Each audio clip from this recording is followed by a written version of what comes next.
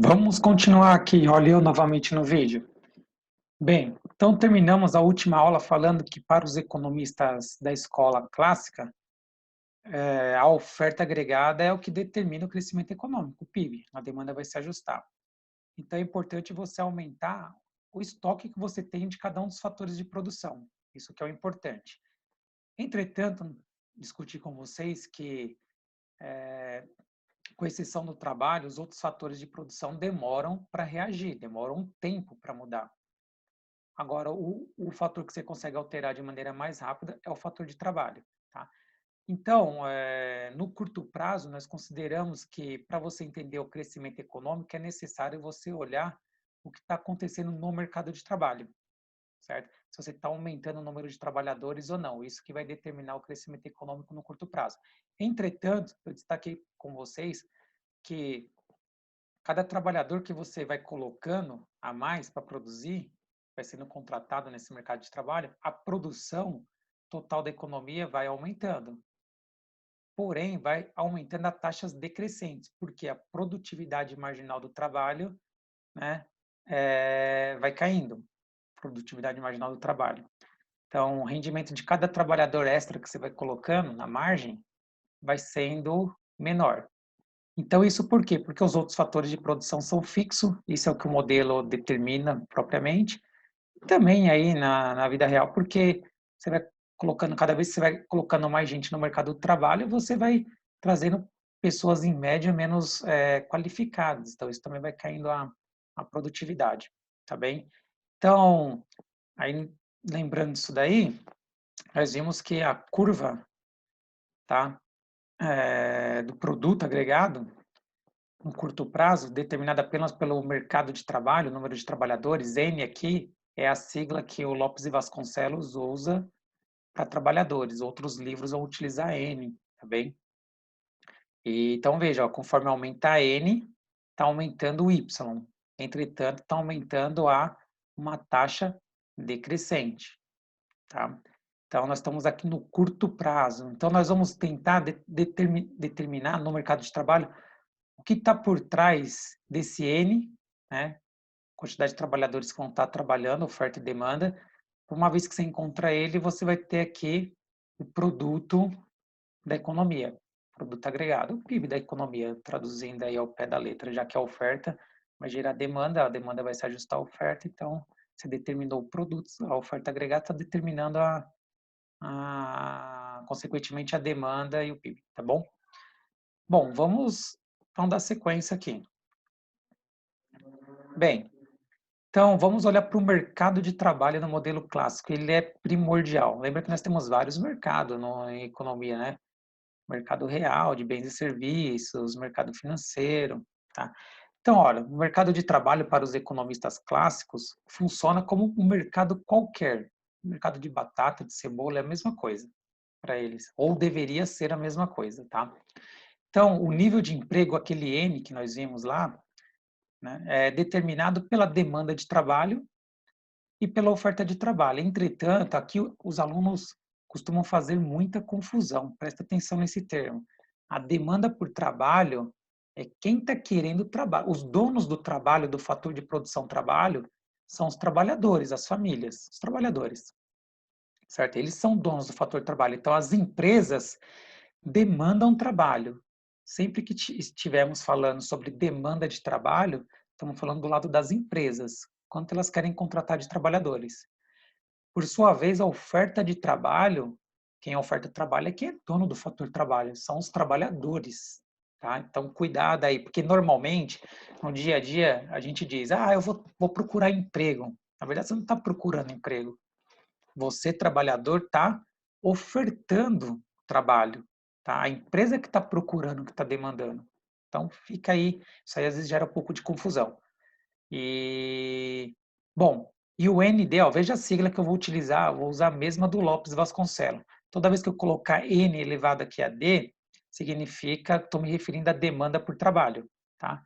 E a oferta de trabalho vai ser o N e aqui o S, né? Elevado ao S aqui. Por que você não colocou O, professor, né, de oferta? Porque o S oferta em inglês começa com S, e o livro do Lopes usa S, eu vou usar os gráficos dele, então vou utilizar essa notação, mas eventualmente você pode pegar lá com a sigla O, por exemplo, outro professor pode utilizar, tá? Então, e tem livro que vai estar LD, LS, ou LD, LO, tá? Então é só uma questão de notação, não vão se prender a isso daí. Bom, então no fim, nós vamos ver que vai ter a curva de oferta de trabalho. Eu vou explicar agora nesse vídeo os pressupostos que estão por trás dela. Vou discutir depois os pressupostos da demanda por trabalho, que é essa curva negativamente inclinada. E aí vou falar um pouquinho sobre o mercado de trabalho como um todo para os clássicos. Então, a princípio é que eu já mostrei, né, a curva de oferta e de demanda. Então, vejam, olha lá, curva de oferta positivamente inclinada, né? WP, você deve estar se perguntando, professor, o que é WP, né? W, para a gente aqui em macroeconomia, praticamente todos os manuais utilizam para salário, tá? Salário nominal. E WP é o salário real, tá bem? Então, veja que nós temos aqui é que o trabalho, a oferta de trabalho e a demanda de trabalho está dependendo do quê? Do salário real. Porque para os economistas clássicos, os agentes não sofrem ilusão monetária. Então, eles olham sempre para as variáveis reais. Então, não importa que o cara ganha 1.000 ou 10.000, importa quanto isso vale em termos de poder de compra, por exemplo, salário real para o cara. Então, imagine, deixa eu pegar minha canetinha aqui. Imagine que WP, por exemplo, WP, né, o salário nominal é, sei lá, 100, vamos pensar aqui só de como se fosse de um indivíduo, tá? 100, fazer uma intuição. E vamos supor que nessa economia tem um único produto, tá? Que custa R$ 5 para facilitar a nossa vida aqui. Então, o que acontece? Qual é o salário real desse cara em termos desse único produto que custa R$ 5? 100 dividido por 5 dá 20, não é isso? Então, ele consegue comprar 20 unidades desse produto com o salário dele. Agora, supõe que fala, olha, o cara teve um aumento aí de 100% do salário, foi para R$ 200. R$ 200. Só que os produtos também alteraram o preço desse produto, é o único produto, né, que eu estou fazendo a suposição. Aumentou para R$ 10. O que aconteceu agora com esses R$ 200? O trabalhador continua comprando 20 unidades. Então, o salário real dele aumentou? Não. Em termos de produto, ele está comprando a mesma coisa. Então, os trabalhadores, tá? Eles olham para o salário real. Não pode, não sofre ilusão monetária. Então, lá nos anos 80, que o Brasil estava na hiperinflação, aí você tinha lá mais de uma vez ao ano aumento de salário e aumentos altíssimos. Então, o cara vinha lá, conseguia o sindicato da categoria, sei lá, uns aumento de salário de 50%. Só que, segundo esses economistas, os trabalhadores estão vendo se isso aí está tendo aumento real ou não. Está aumentando mais do que os preços? Sim ou não? Se o aumento do salário foi maior que os preços, aí o cara teve aumento de salário real. Se foi igual, não mudou nada. E se o aumento de salário for menor do que o aumento de preços, diminuiu o salário real dele. Então, no modelo clássico, nós estamos trabalhando sempre com variáveis reais. Os agentes não sofrem ilusão monetária. Então, o salário para a gente é o W, tá? Dividido por P. Então, vai significar para a gente salário real, tá? Então, você anota aí, W dividido por P, salário real, os livros vão falar, tá bem? Então, os trabalhadores, eles estão dispostos a trabalhar mais conforme o salário real é maior. E os empresários, ao contrário, né? Conforme o salário real é menor, eles estão dispostos a contratar mais, tá? Então, essa aqui é a lógica. Então, para o trabalhador, pouco importa aí quanto é o aumento de salário nominal, o que importa é o real, tá? E para os empresários também. Imagine que o salário para o empresário, do trabalhador, aumentou, dobrou de valor. Dobrou. Só que o preço do produto dele dobrou também. Ora, não alterou nada o custo do trabalho em relação ao produto dele, tá? O problema é se o salário tivesse aumentado mais do que o preço do produto desse empresário. Aí o salário real do trabalhador estaria aumentando, certo? Então, para o lado da demanda, isso aí já ia levar a uma redução de emprego. Mas isso aí nós vamos discutir mais para frente, tá bem? Espero que tenha ficado claro esse pedacinho aqui, tá bom? Bom, e a interação entre oferta e demanda de trabalho vai determinar o nível de emprego, tá? E o salário de equilíbrio que tá rolando ali naquele mercado de trabalho. Suponha que nós estamos considerando aqui o mercado de trabalho como uma coisa homogênea, né? Como se tivesse apenas um salário de equilíbrio ali único, mas na verdade você tem diversos salários, diversos setores, categorias, tá? Então é mais uma suposição para ajudar no entendimento aqui da teoria e nos dar poder de entendimento aí do que está acontecendo. Bom, então vamos avançar aqui. Bem, deixa eu tirar minha canetinha, que senão não volta aqui a telinha. Aí. Bom, então, oferta de trabalho, certo? Então, vamos discutir aqui os principais pressupostos. Deixa eu apagar isso aqui antes. Os principais pressupostos aí para explicar a oferta de trabalho no modelo clássico.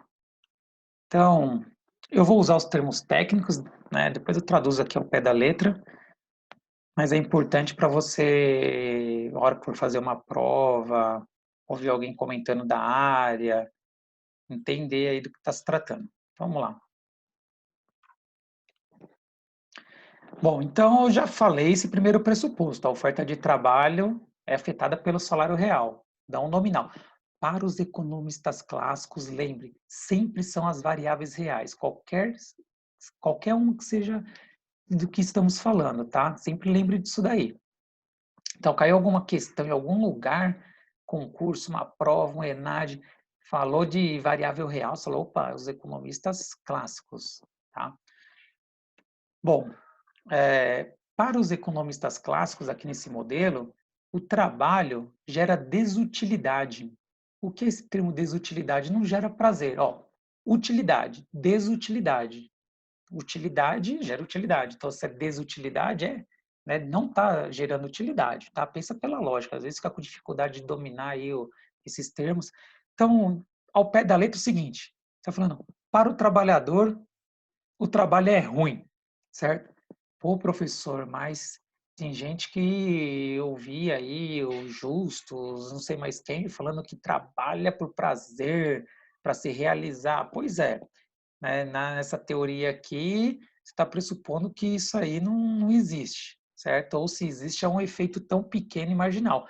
Na média, na grande maioria dos trabalhadores, é o seguinte: o trabalho é ruim, gera desutilidade. Eu trabalho para ganhar dinheiro, renda, para poder comprar os bens e os serviços. Os bens e os serviços, sim, me geram utilidade, tá? Mas para eu poder ter eles, eu preciso de ter renda, e para ter renda, eu preciso trabalhar, ofertar meu trabalho, tá? Mas, em outras palavras, o trabalho gera desutilidade, é ruim, é mal para o trabalhador, né? O trabalhador não gosta, essa daqui é a ideia. Bom, por outro lado, o lazer é bom. Lazer gera satisfação. Termo técnico, lazer gera utilidade, utilidade. Então, veja, o trabalho gera desutilidade, o lazer gera utilidade. O trabalho não é bom, traduzindo ao pé da letra, para o trabalhador, né? E o lazer é bom. O cara gosta do lazer, tá bem? Bom, e aí o que acontece é o seguinte, tem o termo que vocês já discutiram muito em economia desde as primeiras aulas, eu não vou ficar aqui discutindo, que é o custo de oportunidade, tá? Então, cada hora adicional de trabalho aí que o trabalhador oferta, tá? É o custo de oportunidade do lazer, tem um custo de oportunidade do lazer. Então, o que significa isso daí? Para o cara trabalhar um pouco a mais, tá? Quanto ele está sacrificando de produto para obter, cada hora adicional de trabalho, eu disse que é o custo de oportunidade do lazer, não é isso?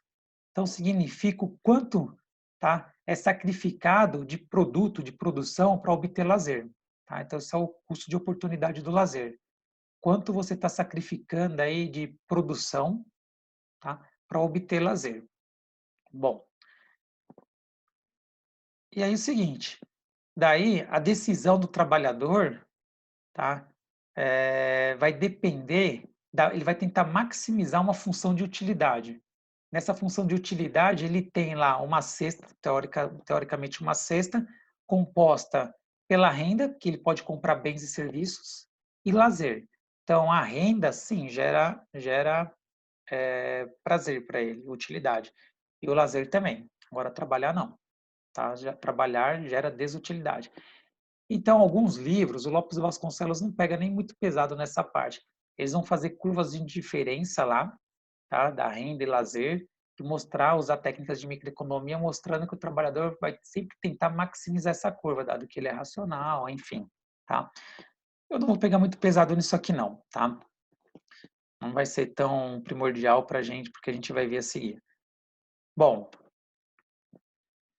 então nós temos aqui o seguinte,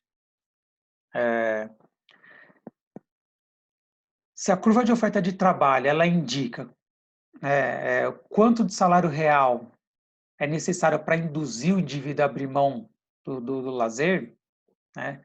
Então, olha lá, a curva de oferta de trabalho está aqui, ó, à sua esquerda, aqui, ó, positivamente inclinada. Então, esse salário real, ele indica, ele induz o trabalhador a ofertar mais trabalho, tá? Então, para ele ofertar mais trabalho, o salário real tem que subir, tá? Porque senão ele prefere lazer. Bom, deixa eu diminuir isso aqui um pouquinho. E aí eu pus aqui do lado o seguinte, o Lopes Vasconcelos vai discutir lá no livro dele, a ideia é a seguinte, se aumenta o salário real, você tem dois efeitos, igual microeconomia, tá? Aumenta o preço do produto, tem o efeito substituição e o efeito renda, que é a mesma ideia. Lembra que eu falei que esse modelo está muito atrelado à microeconomia, tá? Então, quando aumenta o salário real do trabalhador, tá? Tem dois efeitos. Então, aqui, substituição e efeito renda. O substituição significa o seguinte, se aumenta o salário real, tá? O que acontece é que o preço relativo de trabalho e de lazer é alterado. Então, quando aumenta o salário real, torna o lazer relativamente mais caro, certo? Porque o cara fala, pô, agora eu estou recebendo mais em termos reais, né? Então, torna o lazer relativamente mais caro. Ora, se o produto fica relativamente mais caro, o que acontece é que você diminui o consumo dele. Então, diminui o consumo do lazer, tá? E aumenta a disposição do cara a trabalhar mais. Professor, é óbvio isso daí? Claro que é óbvio. Aumentou o salário real, certo? O cara fala, pô, vou trabalhar mais e diminuir minhas horas de lazer. Vou alocar minhas horas são limitadas, eu tenho que alocar entre lazer e trabalhar. Agora eu trabalho mais e diminuo. Por quê? Compensa mais eu trabalhar, tá? Em outras palavras, a técnica o lazer ficou relativamente mais caro. Ora, só que quando aumenta o salário real, o que pode acontecer também, né, na verdade, antes de falar esse segundo tópico, na verdade está acontecendo o seguinte, esse primeiro tópico aqui, você tem a curva exatamente essa daqui, que está aqui ó, do nosso lado esquerdo.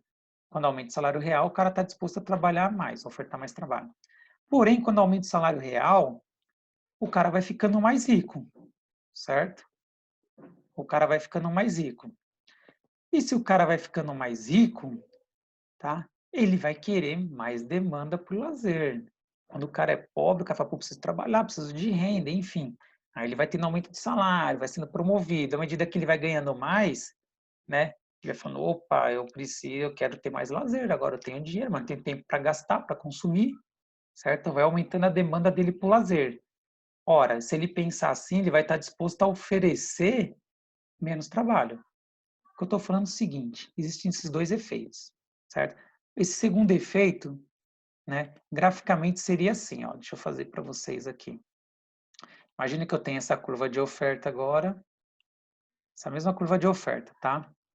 O N aqui e o salário real aqui, certo? Tá? O salário real é o preço do trabalho, certo? P e quantidade. Quantidade é o número de trabalhadores, P é o salário real. Tá? Bem, então nesse segundo caso, ó, conforme aumenta o salário real, está vindo para cá, ó, aumentando o salário real, o que está acontecendo é que o N, o número de horas de trabalho tá diminuindo, tá? Então, imagine o seguinte, o cara tem aqui, ó, o cara oferece essa quantidade de trabalho, esse N aqui, ó, N1, tá? Aí esse trabalho, ele está oferecendo isso, vamos pensar em termos só de um indivíduo para facilitar, tá? Ele está, certo? Oferecendo essa quantidade de trabalho aqui, vou chamar essa quantidade de trabalho é esse salário real, chamei de 1 aqui, ó. Agora imagine que o salário dele aumentou, aqui, ó. Agora você tem aqui um WP2, eu não vou escrever que vai ficar muito poluído. Ora, o que aconteceu com o salário maior, o cara está disposto a um N2 aqui, né? O que aconteceu? Trabalhar menos. Como assim, professor? Aumenta o salário, o cara quer trabalhar. Cara, bicho, imagine que você é estudante, você quer ganhar dinheiro, tem um monte de dívida, quer comprar seu carro, sua casa, então aumenta o salário real, você está disposto a trabalhar mais. Beleza. Pô, quando você chega lá nos 40, 50 anos, você já está ganhando bem pra caramba. Aí você fala, pô, agora ganhar mais, se eu estiver ganhando mais, eu quero, na verdade, com o salário que eu tenho, eu quero mais horas de lazer. Tá? Pelo contrário, agora, aumentos de salário tá me levando a diminuir as horas de trabalho. Eu quero aproveitar a vida, certo? Eu quero aproveitar aí esse tempo. Então, você tem, na verdade, quando você aumenta o salário, você tem esses dois efeitos. Então, o que acontece é que, na prática, você teria um gráfico assim, ó, se fosse juntar os dois efeitos, né?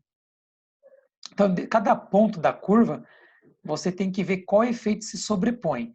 Se é o efeito substituição ou se é o efeito renda. Tá? Se é o efeito substituição ou efeito renda. Se o efeito substituição for maior que o efeito renda, a curva vai ser positivamente inclinada. Se o efeito, se for caso contrário, seria negativamente inclinada. O que os livros consideram é que, na prática, na verdade, os trabalhos empíricos, em média os trabalhos empíricos tendem a demonstrar aí que, na verdade, o efeito substituição de longe supera o efeito renda. Tá? Então, então, o livro vai terminar falando dessa parte, que ele vai considerar a curva positivamente inclinada, tá? Ou seja, conforme o salário real aumenta, o número de trabalhadores, a oferta de trabalho vai estar aumentando, os trabalhadores, por quê? Porque esse efeito substituição é maior que o efeito renda, tá? Algum livro você pode pegar, os caras vão fazer até o seguinte aqui, ó. Vão fazer isso aqui, ó. Deixa eu pegar meu lápis novamente aqui. Vão falar, olha, esse gráfico, na verdade, teoricamente, ele viria assim, aí depois ele faria isso e começaria a fazer isso aqui, ó. Como assim, ó? Veja nessa parte aqui, ó, da curva, que é positivamente inclinada, conforme aumenta o salário real, está aumentando o número de trabalho, a oferta de trabalho. Chega um momento que o aumento do salário real não está levando o cara a ofertar mais trabalho. Fala, meu, não adianta aumentar mais meu salário que eu não vou trabalhar mais. Pô, preciso de horas de lazer, preciso descansar, preciso cuidar da minha saúde, né?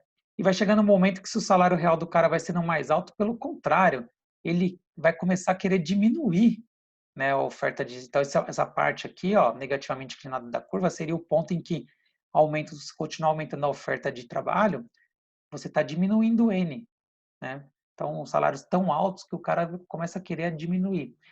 E aí os caras vão falar que, na verdade, os trabalhos empíricos não conseguem demonstrar isso daqui, né, com relativo grau de certeza que existe isso daqui. Né? Vou falar, ó, existe isso daí pontualmente, né, para um indivíduo, outro, né? Mas não dá para você falar que isso é o mercado de trabalho, que isso acontece no mercado de trabalho como um todo. Então, nós vamos considerar aqui que o nosso modelo, que é a curva de oferta agregada, o efeito oferta agregada não, oferta de trabalho, o efeito substituição sobrepõe ao efeito renda, logo, tá, a curva de oferta é positivamente inclinada, tá bem? Então, só para finalizar aqui, vou fazer um outro vídeo para não ficar muito pesado sobre a demanda por trabalho. E só aqui, ó, então veja que é um mercado qualquer, tá? Imagine o seguinte, os produtores de batata, maior, quanto maior o preço da batata, mais disposto os ofertantes de batatas estão a oferecer batata, tá? Dispostos a oferecer batata, é isso que está falando. quanto maior o preço do salário, né? Quanto maior o preço do salário, então, qual que é o nosso preço do salário? Salário real. Então, o salário é um preço, né, na economia, né? E aqui nós temos a quantidade de trabalho, N, certo? Então, quanto maior o preço da batata, mais os ofertantes de batata estão dispostos a produzir batata. Quanto maior o preço do trabalho, salário real, mais os trabalhadores estão dispostos a ofertar trabalho. Simples, simples, tá? Não sofre ilusão monetária, tá bom? Então, vamos agora discutir no próximo vídeo a demanda por trabalho, a demanda para as empresas. Então, vamos para lá, para esse vídeo.